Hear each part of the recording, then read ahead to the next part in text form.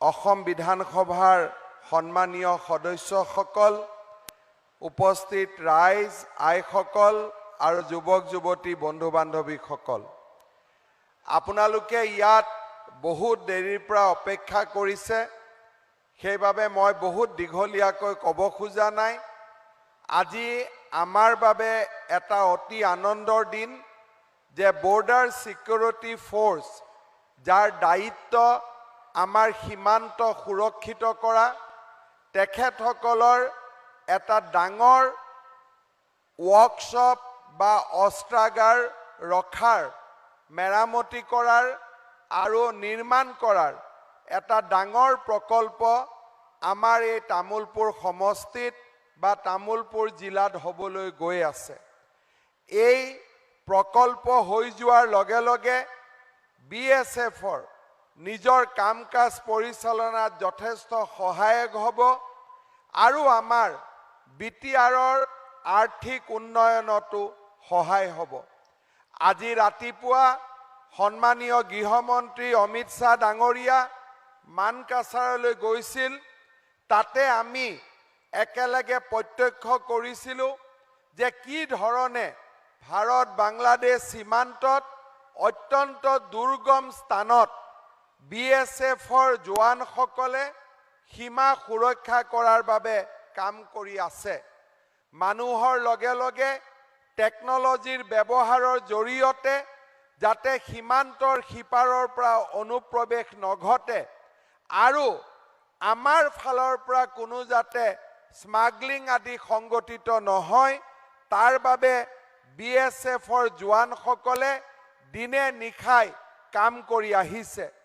আজি এই তামুলপুৰত BSFৰ এই ৱৰ্কশ্বপটো হৈ যোৱাৰ লগে লগে তেওঁলোকৰ কাম কাজত বহুখিনি সুবিধা আহিব আৰু তেওঁলোকৰ যি কাম কাজ সেই পৰিচালনাৰ গতি আগতকৈ আৰু অধিক ত্বৰান্বিত হ'ব। মই আজি এই বিশেষ অনুষ্ঠানত সন্মানীয় গৃহমন্ত্ৰী অমিত শ্বাহ ডাঙৰীয়াই আমাৰ মাজত উপস্থিত থাকি আমাৰ এই কামত আশীৰ্বাদ কৰাৰ বাবে মই তেখেতক ধন্যবাদ জনাইছোঁ। শ্ৰদ্ধাৰ ৰাইজ, কেইদিনমান আগতে আমি তামুলপুৰলৈ আহিছিলোঁ, ভাৰতৰ ৰাষ্ট্ৰপতি ডাঙৰীয়া আহিছিলে, তাত আমি বিভিন্ন কথা বতৰা কৈছিলোঁ।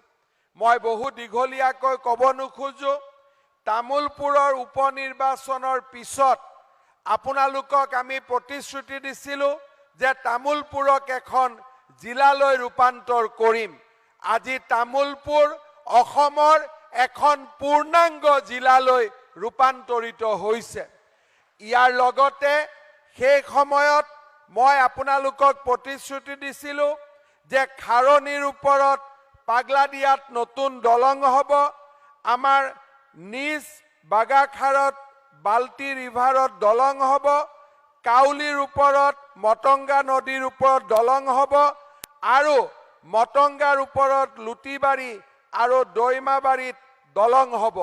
মই আপোনালোকক ক'ব খোজো যে বাল্টি আৰু মটংগাৰ দলঙৰ আধাৰশিলা স্থাপন কৰিবলৈ মই আপোনালোকৰ মাজত অহা 10 দিনৰ পিছত আকৌ এবাৰ আহিম, যাতে তামুলপুৰৰ ৰাইজৰ যোগাযোগত এক বিশেষ আমি অৰিহণা যোগাব পাৰোঁ।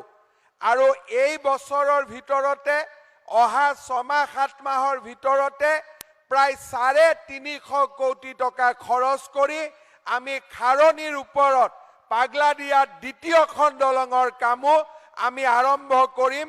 সেই পথেৰে ইতিমধ্যে আমি আগুৱাই গৈ আছোঁ। মই ভাবোঁ যে আজিৰ অনুষ্ঠানেই হওক বা ৰাজ্য চৰকাৰে কৰি থকা প্ৰকল্পবিলাকেই হওক, ইয়াৰ জৰিয়তে BTR আৰু আমাৰ ৰাজ্যৰ উন্নতি হ'ব। আজি আমাৰ মাজত ভাৰতৰ গৃহমন্ত্ৰী ডাঙৰীয়া আছে।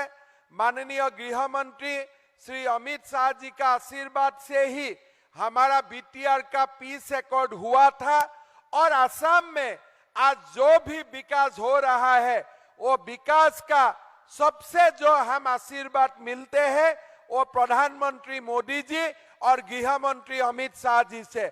आज मोदी जी और गृह मंत्री अमित शाह जी का आशीर्वाद में असम और बीटीआर प्रगति का उच्च शिखरों में यात्रा कर रहा है।